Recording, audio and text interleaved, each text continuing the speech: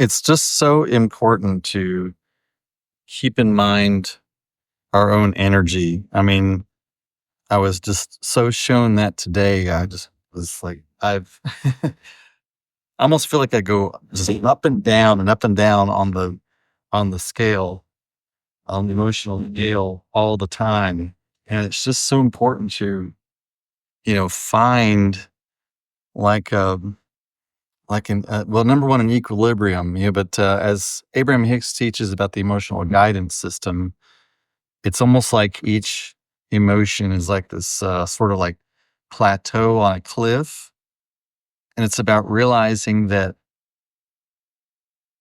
wherever you are on that cliff dictates what emotions are next available to you. You can't go straight from, um, feeling really, really in fear straight up to feeling, happiness and joy. It's just sort of like this climb that you have to make. But the way to do this, so that's that truth, right? But then also it's the truth of, well, then what's the mechanism? What's the tool, that gets me to that next spot? And so today, gosh, I was just so much in that, really bad headspace in the morning. And I just really concentrated on doing mantras. And what was interesting to me is I had my mala beads with me. If anybody works with mala beads, and generally speaking, I would either use like a traditional mantra, or I would just repeat like the same word, like love, joy, peace, or something of that nature. And I started putting an action word with it. Um, sort of like I am experiencing peace with the world and myself, So I gave it more of a like an action to it, and also put it out a little bit further for myself, because I think one thing that we really have to recognize as caretakers, for those of us who are caretakers, is that often we'll do something we'll do something for someone or something outside of ourselves that we won't do for ourselves. So if we add in that aspect of, I will do this and I will do it for this thing outside of myself. I've got this thing, like a sheet of paper at my desk, and it says my grandson deserves a grandfather who never gives up. My son and daughter deserve, father who will never give up. My husband deserves a husband who will never give up. It did also, of course, say my brother deserves a brother who will never give up. Now Tommy is gone. Um, but so use that. I mean, if you are a caretaker, use that to your own benefit. By a lot of times you won't do it for you, but you'll do it for someone else. And so when you recognize that about yourself, that actually goes into your toolbox. It's not about judging that. It's about realizing how you work, how it works for you. And once you realize, how it works for you, then you work it, work that, use that to your benefit. And so I just really, really stayed in that space today, where I just kept doing mantras, and I kept, and today I had gone to, you might have seen earlier in the video where I'd gone actually to the gym. And so at the gym, I do quite extensive yoga, and also at least a 10-minute silent meditation. And so that really put me in that right headspace. Um, and it is about that. It is about that work.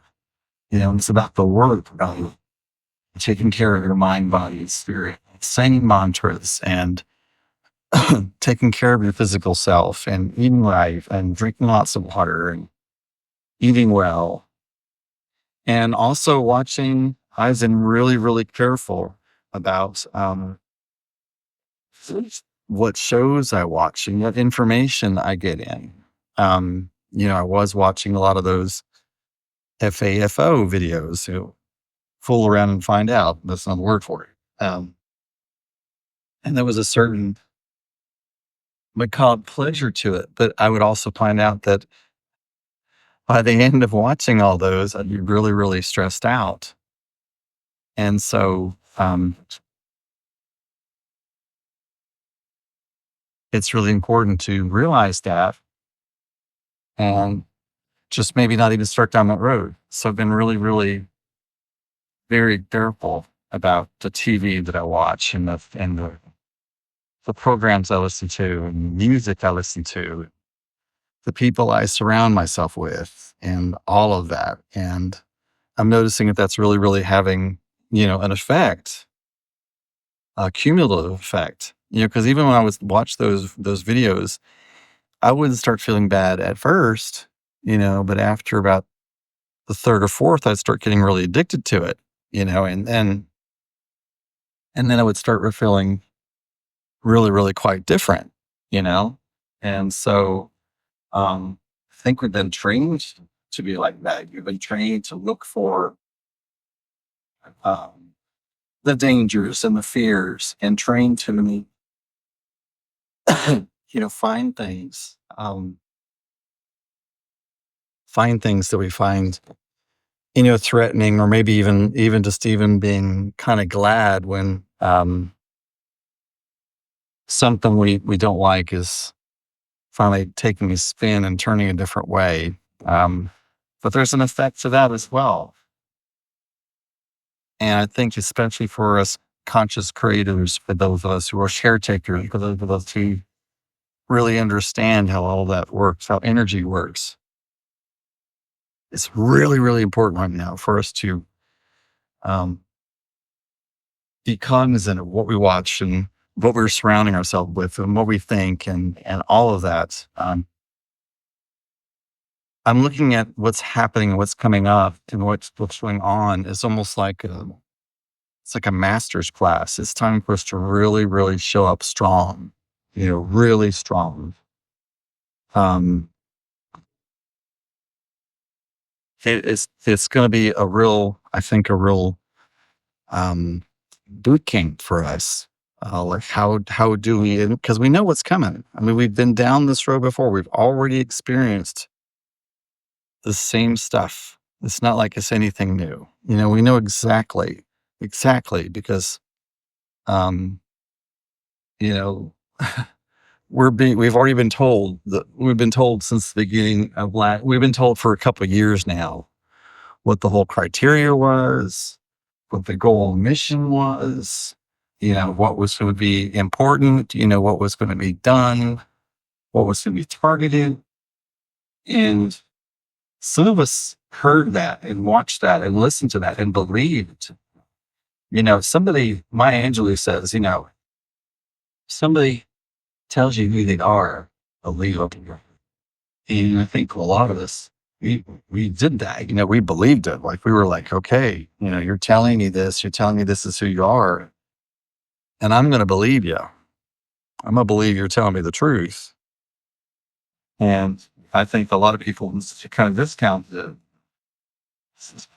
And so it is kind of frustrating to just kind of be watching the train wreck happening. But we can look at this as a really kind of like an opportunity to grow, an opportunity to really decide what's important to us. Perhaps even an opportunity to decide who we want to surround ourselves with. I mean, do we create families of people that we feel comfortable with? Or would you rather try and stay involved with people, you know, who can sometimes feel a little toxic?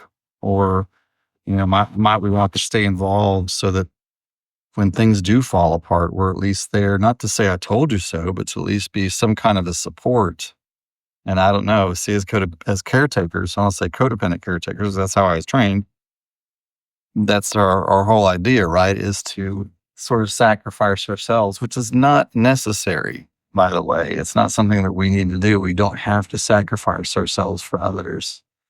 Um, and so I'm really making myself really aware that it is my pattern, is to try to sacrifice myself into, and as caretakers, we also tend to think that we're just like invincible, and part of it is also we think we're the only ones that can fix it. And that is not true. And I've really been taught this year, especially, that I have limits and I have to take limits. I've had to really pull myself back from a lot of things I was doing from the gym and from even supplements because of budget. And I'm just learning that there are limits and that's okay, you know? But yeah, today I've really taken myself on the upswing because I've done the work and I keep forgetting that. I'm 61. I keep forgetting that I have to do the work. And when I say the work, I mean keeping myself in that higher, more empowered space, reminding myself what is possible, reminding myself of how I have achieved things before. And it's always been by concentrating on what it is I actually want and finding a way to believe that that's possible for me. And then lo and behold, and also letting go of that it has to look a certain way. You know what I mean? Like it is important to pray and meditate and believe in what you want, but it's also important to let that go because a lot of times that isn't to our highest. It isn't to our highest because we don't know what's possible. Yeah. And so it's about not only trusting and believing in that, but also letting it go and really just experiencing more the idea of what we think that'll bring us. Cause that's our whole goal anyway, as Abraham Hicks says, it's not what we really want is the feeling we think we'll get from. And that's where we have to kind of live and sit. And that's where I think empowerment and success, true success is found. Success is really about being, I think, joyful and happy and in your power in the moment and teaching others how to do that. So anyway, this has been a real day of sort of swinging back, and one thing I often do that sometimes helps, there's all kinds of things, it depends on where you are as to what helps. One thing that really helps me sometimes is if I'm just in that really deep, deep, sad, dark place and I'm worried about something, it's about, well, what if? Okay, so what if that does happen? Then what? It's almost like you just like stare it in the face and, you say, okay, so you happen. Then what? Because you know what? Life goes on. And it's almost like it doesn't have an answer. And once you realize that life keeps going on even afterwards, it loses a lot of its power, and sometimes you might even think of, well, that would actually free me up to do this, or that might happen, or I have these other possibilities. It starts letting you think of, different resources that you might have. And it just makes that sting just a little bit less. And once you let go of that fear, because fear is the robber. It's a drainer. Fear and anger. So that's why I see so much of this current climate just can't continue because it's not a sustainable thing. It's something that's just feeding upon itself, and eventually the fuel will be exhausted. But like love, and when I say love, love has such this rap of being so soft and inconsequential, but love is really where the true power is. And love can also be like the mama bear that'll tear your face off if you mess with her cubs. That's love too. You know what I mean? So love is not just mamby pamby. Love is forceful and fearful. Love is also a father who will do anything to take care of his kids. That's also love, or mother. You know what I mean? And so that's, and love is really the engine. It's really the engine that runs everything. And, it's usually that it gets twisted into fear, and the fear is in the loss of what you love. It's a lot of it. But it still comes back to us knowing that love is the most important thing. So I know it's very rambling, but it's just, I just want to kind of touch in. This is really like sort of a personal journal for myself to kind of express where I am. And hopefully, maybe it jives with somebody else. Somebody else understands what's going on. I'd love to hear comments of where you are. And then as a community, we can all come together, because I've rested so much in my spiritual walk on dealing like strictly with the angels, and just, just staying in there, not really working with other people so much. I guess I've been a little bit scared of that because I haven't trusted people. I've been taught not to trust people. And so maybe that's what I'm trying to do. I don't know. So, I'll end this the way I always do. And that's, when I asked my little brother, is it going to be okay? And I heard him say, in my mind, it always is.